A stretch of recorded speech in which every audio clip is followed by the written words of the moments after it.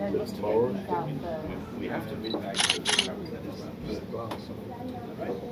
went for a meal and they kept us waiting.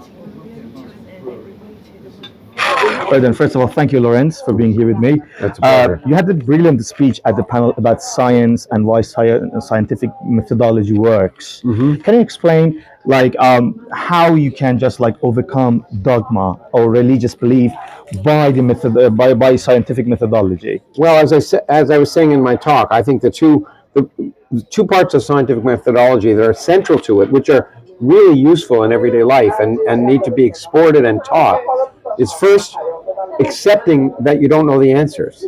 Saying that I don't know, it should not be embarrassing. It should be exciting. Because saying that I don't know is an invitation to discover. And I wish more parents and more teachers, when asked a question by their children, would say, instead of giving some answer, would say, I don't know, let's find out together. So it's a process of discovery. That's the first part. Accepting that you don't know everything is the first way of countering dogma. Because dogma is based on people insisting they have all the answers before you even ask the questions.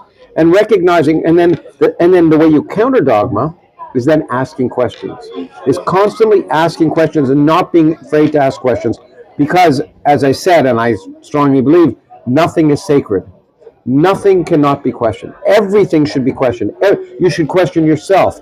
And so we need to teach more children in terms of questioning and parents to question. And the way to counter someone who is convinced of something, there's a theory in pedagogy and in teaching and learning that the only way you learn something is to confront your own misconceptions. So my telling you something goes in one ear and out the other. Mm-hmm. But if I say to you something that gets you to question something at the very heart of what you believe, and you begin to question it yourself, that's the way you learn. And so constantly question, and when people confront you with claims, ask them why they believe those claims and what the basis of those claims is. And if you know of counter evidence, then present that counter evidence.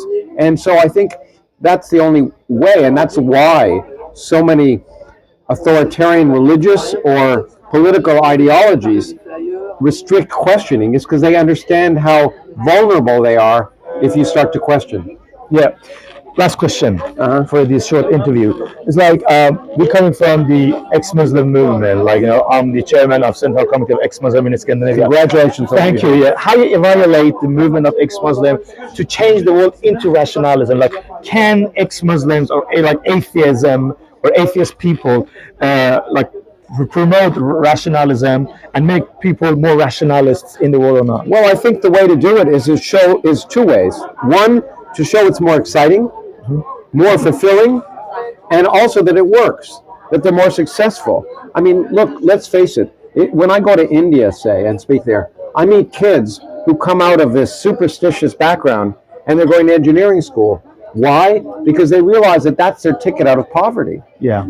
And so I think and if you look at the Islamic world, I mean, I'm not the first person to point it out, but in the 10th and 11th century, it was a center of knowledge and wisdom until religious fundamentalism took over. And if you look at it, unfortunately, you look at all the Islamic countries, they're way behind in science. And the only way that science can progress within a country is encouraging mentality of kids to ask questions and be willing to go wherever the evidence leads them. And if you restrict where they can go, you're never going to have a productive science. And I think that what ex-Muslims can do is say, look at the world around you. Do you want to be a third world country or do you want to be a first world country? Fair enough, yeah. Okay. Well, last question. We're going to see you this week on Stockholm, right? Yeah, I'm going to be in Stockholm. I'm giving a talk on my new book, which is called The Edge of Knowledge, or The Known Unknowns. I don't know what it's called in Swedish, but it's just coming out in Swedish. See you soon in Sweden then, yeah? Yeah. Thank you. Yeah. Thank you.